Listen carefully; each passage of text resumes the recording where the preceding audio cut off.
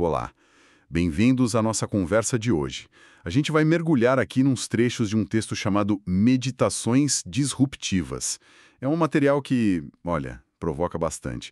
Levanta umas questões bem fundas sobre o poder do nosso pensamento e os rumos que a sociedade está tomando, né? Principalmente com essa influência toda da tecnologia, de uns modos de pensar que, às vezes, a gente nem nota no dia a dia. A nossa ideia aqui é explorar um pouco essas reflexões. Vamos investigar essa noção de que pensar é uma ação, sabe? Uma ação que transforma. E também analisar a crítica que o texto faz ao que ele chama de tecnocracia. Calma que a gente já explica melhor isso. E como isso poderia estar levando a uma, sei lá, uma robotização nossa e até um preocupante aleijamento cognitivo. Assunto denso? Prontos? Então, vamos lá tentar desempacotar isso. O texto já começa forte, né? Afirmando assim: pensamento também é uma ação. Simples, mas Impactante, né? Faz a gente parar na hora. Qual o poder real dessa ferramenta que a gente tem aqui dentro? exato. E logo depois ele já lança umas perguntas que incomodam um pouco. Sim, tipo, porque a gente muitas vezes foge de refletir mais a fundo. Isso. E por que a gente carrega pensamentos tão conflitantes? Às vezes defendendo A e B ao mesmo tempo. E aquela coisa de repetir ideias que vêm de fora, né? Sem muito exame crítico. O texto sugere que talvez a gente viva num grande conflito interno, uma tensão que não encaramos. É uma provocação e tanto. E o fascinante para mim é como o texto conecta essa dificuldade de olhar para dentro com as pressões que vêm de fora, do mundo.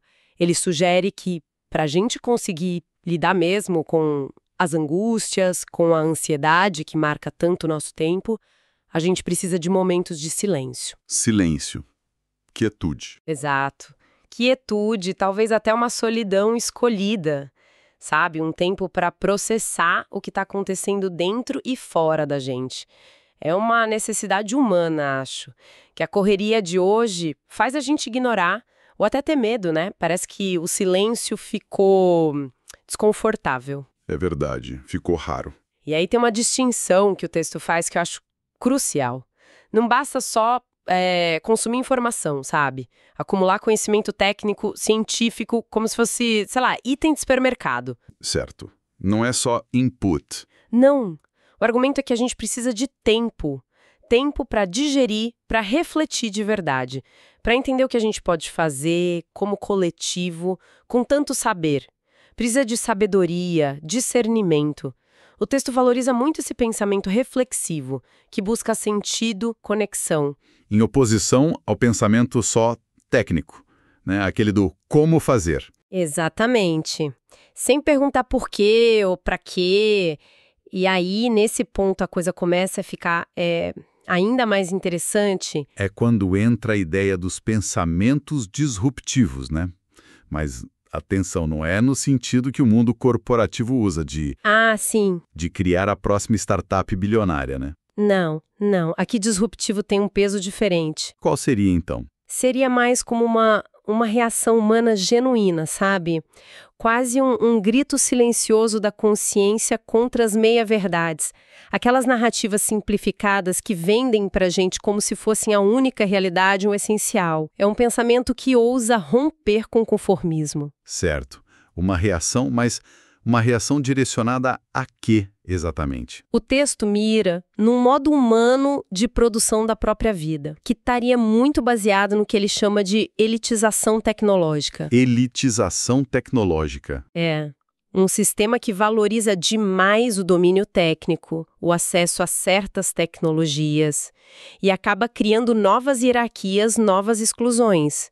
E esse modo, segundo a fonte, seria errático, meio instável e irregular, em relação ao que seria fundamental, a liberdade do pensamento humano. Entendi. É como se a gente estivesse construindo gaiolas, né? Gaiolas tecnológicas e mentais. Isso, gaiolas mentais, gostei da imagem. E como isso aparece na prática? Bom, a análise vai mais fundo aí. Mesmo a gente usando nossa lógica, aprendendo profissões complexas, sendo produtivo, o texto insiste que a nossa humanidade é muito, muito mais do que só capacidade técnica. A crítica mais dura, talvez, é que o sistema social e econômico que domina seria autofágico. Autofágico? Como assim? Que se come... Se come exatamente isso. A ideia é que esse sistema, para continuar funcionando, ele consome a própria essência humana. Ele se alimenta do sacrifício da nossa natureza, sabe? Nossa necessidade de conexão, de sentido, de tempo para pensar, de se expressar. E essa natureza seria desrespeitada por um desgoverno tecnocrático. Tecnocrático. Quer dizer, um sistema onde a lógica técnica, a eficiência, medida por números, a otimização a qualquer custo, passa por cima dos valores humanos. Perfeito. O humano vira ou um recurso a ser otimizado, ou um obstáculo a ser eliminado, contornado. Nossa. Isso fica muito evidente na descrição que o texto faz do mundo do trabalho, por exemplo. Fala das pressões para a gente adotar não só habilidades, mas crenças, comportamentos. Quase um uniforme mental para ser aceito, para subir na carreira. Chega a usar um termo bem forte, né? Castração de personalidades, de subjetividades. É forte mesmo, como se a gente precisasse aparar quem a gente é para caber na máquina. Exatamente. Tudo para manter o modus operandi, para a engrenagem continuar girando, e a fonte descreve esse sistema como agonizante. Justamente por essa falta de humanidade, essa desconexão com as necessidades reais das pessoas, ele funciona sim, mas o custo humano é altíssimo. E tem uma contradição aí que o texto aponta que é gigantesca, né?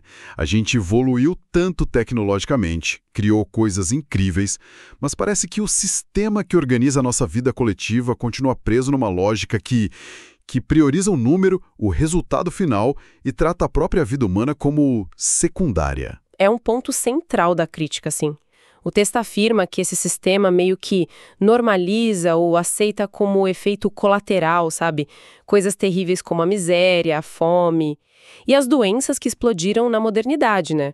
Especialmente as psíquicas, ansiedade crônica, depressão, burnout. Como se fosse o preço a pagar. Exato. O custo para manter a máquina girando. A fonte não mede palavras. Chama isso de grande embuste ideológico. Uma fachada de progresso que, na verdade, esconde uma desvalorização profunda da vida. E aí, isso leva a gente para uma pergunta bem incômoda, que o texto deixa no ar. Será que essa aparente involução do pensamento humano, essa dificuldade que a gente sente de focar, de pensar criticamente, de ter conversas profundas, e o que a fonte chama mesmo de aleijamento cognitivo das novas gerações, será que isso tudo não está sendo de alguma forma útil para esse sistema? Funcional, você diz? Será que um pensamento mais fragmentado, mais focado no imediato, menos crítico, não acaba favorecendo a manutenção desse status quo que é excludente? A provocação é direta. Essa máquina que parece girar o mundo de forma tão perfeita, ela é perfeita para quem, afinal? Quem está ganhando com essa suposta perfeição? Uau! Essa pergunta ecoa forte e nos joga direto na questão da educação, né? Se o sistema maior tem essas características que a gente está descrevendo, como fica a formação das pessoas lá na base? O texto pergunta, como a gente escapa de uma educação que seja puramente utilitarista? Quer dizer, focada só em preparar para o mercado, para ser peça nessa engrenagem tecnocrática? Sim. Será que não tem outro jeito de pensar a evolução da inteligência humana, individual e coletiva? Um jeito que rompa com essa lógica de desumanização em massa, de concentração de poder? Olha, a posição da fonte aqui é bem direta ao ponto. Afirma que essa lógica tecnocrática tende a reduzir o ser humano a Máquinas programáveis. robotização. Essa tentativa de nos tornar previsíveis, eficientes, controláveis, como se fôssemos algoritmos. Isso seria a raiz do adoecimento mental que a gente vê por aí. O texto conecta diretamente esse adoecimento ao estilo de vida que essa lógica impõe, a pressa sem fim, o estresse como regra, a carência afetiva. porque as relações ficam mais superficiais, mediadas. Isso. Falta tempo para o ócio criativo, para o luto, para a conexão de verdade. Nessa visão, a tecnocracia não é neutra. Ela serve a um propósito, manter a acumulação de riqueza para poucos, mesmo que isso custe o bem-estar e a saúde mental da maioria. E como isso bate na educação formal? Na escola, na universidade? O texto pinta um quadro Preocupante. bem preocupante. Em vez de ser um espaço para formação humana completa, desenvolver pensamento crítico, empatia, criatividade, senso de comunidade, vira um processo mais parecido com um adestramento. Adestramento. Pesado. Professores e alunos pressionados a cumprir meta, gerar estatística, muitas vezes respondendo à demanda política de curto prazo, o tal jogo eleitoreiro que a fonte menciona, critica muito essa visão que reduz a escola a uma fábrica de resultado mensurável, sabe? Ignora a complexidade, o tempo longo que formar um ser humano exige. Faz todo sentido. E conectando isso com a crítica maior do sistema. A ideia central é essa. Um ser humano não pode ser tratado como número, como métrica, como peça que se troca. O processo de formar alguém leva tempo, envolve relação, erro, acerto, não cabe em planilha de desempenho trimestral. E a questão da meritocracia que você mencionou antes. Sim, a fonte é bem crítica a como essa ideia é usada na prática. Descreve não como um caminho justo, mas muitas vezes como um instrumento de mortificação e estigmatização, porque ignora as desigualdades de partida, pressiona as pessoas a padrões irreais e gera culpa, sofrimento em quem não consegue corresponder. Entendi. Então, depois dessa análise toda do sistema, da educação, da pressão, como isso se manifesta no nosso dia a dia? Quais seriam os sinais concretos desse processo? A fonte lamenta, por exemplo, a dificuldade crescente de ter relacionamentos humanos significativos. E pergunta, o que a gente está ensinando para os mais jovens sobre o sentido da vida? Que exemplo a gente dá? Exato. E critica uma sociedade que, nas palavras do texto, sacramenta a divisão da raça humana em categorias, por política, por classe, por gênero, por ideologia. Dificulta a empatia, a colaboração. E o texto não fica só na crítica geral. Ele tenta apontar sintomas mais específicos do que ele chama de aleijamento cognitivo coletivo. Ah, interessante. Sintomas. Atitudes, mentalidades, comportamentos que estariam ficando mais comuns e que refletiriam essa dificuldade de pensar, de sentir, de se relacionar de forma mais humana, integrada.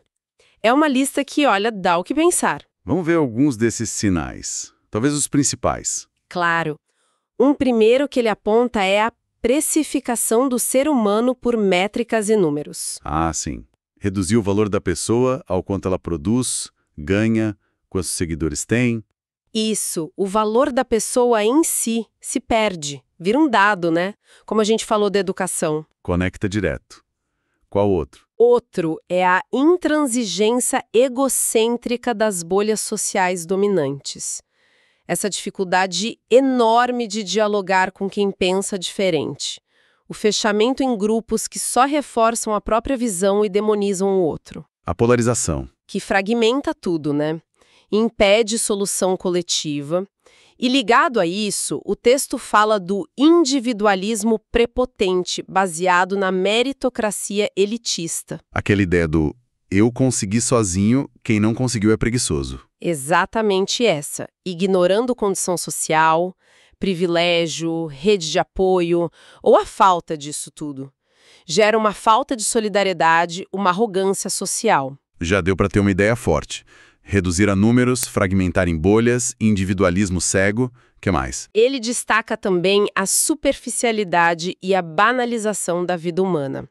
O jeito como questões profundas, o sofrimento do outro, a morte, tudo é tratado de forma rápida, espetacularizada ou só ignorada nas redes, na mídia.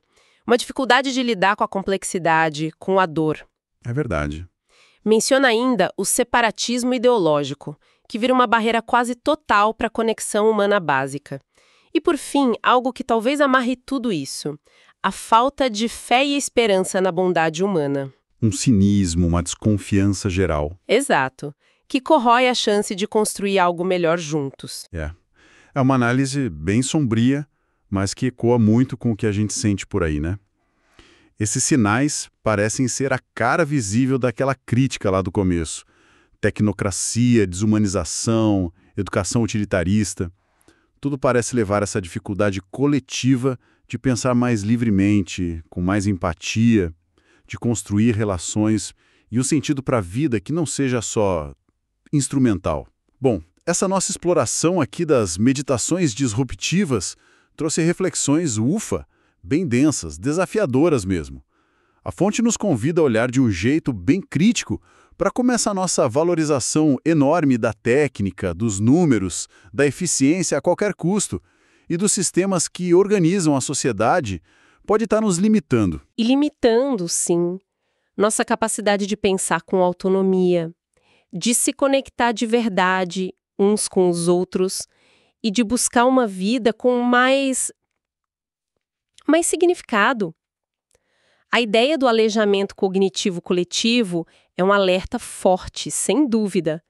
E talvez, sabe, a pergunta que fica martelando aqui, depois de ouvir todas essas críticas, se a gente percebe essa tendência de reduzir o humano à métrica, à função, a resultado, como é que a gente pode, no dia a dia, como pessoa, como comunidade, criar e proteger espaços para um pensamento que vá além disso? Espaços para reflexão de verdade, Isso. para criatividade que não precisa ser útil ou dar lucro, para conexão humana que vale por si só. Diante dessas pressões todas que o texto descreve, como a gente pode, ativamente, nutrir e defender nossa humanidade mais profunda? Uma pergunta fundamental. Que fica para nossa própria reflexão, né? Foi uma análise intensa dessas ideias provocadoras das meditações disruptivas.